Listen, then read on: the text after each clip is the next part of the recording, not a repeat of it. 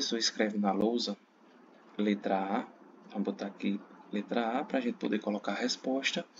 O giz está em movimento ou em repouso em relação à lousa? Então vamos lá. Faz de conta que essa tela é a lousa que o professor está escrevendo.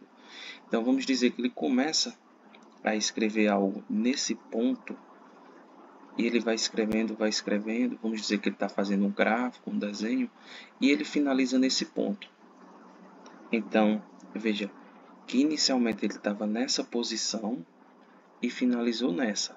Então, se com o passar do tempo a posição muda em relação a algum referencial, que no caso aqui é o quadro, veja que o giz ele muda a posição em relação ao quadro. Então, se um corpo muda a posição em relação ao outro, então ele está em movimento. Então aqui ele está em movimento.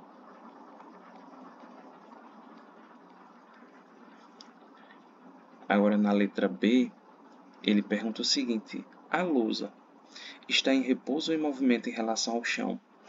Agora você imagina o seguinte: a lousa está pregada na parede e você imagina o chão. Com o passar do tempo, a lousa vai mudar a posição em relação ao chão? Não. Então, se ele não muda a posição inicial com o passar do tempo, então ele vai estar em repouso. Agora, na letra C, ele diz o seguinte: a lousa está em movimento ou em repouso em relação ao giz? Então, ele volta para a situação da letra A.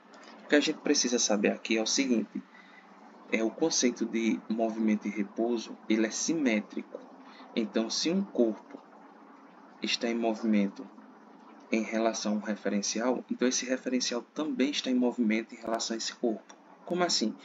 Se o giz estava em movimento em relação ao quadro, então o quadro também está em movimento em relação ao giz, porque essa relação é simétrica.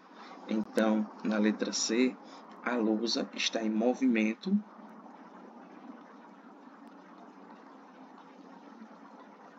em relação ao giz.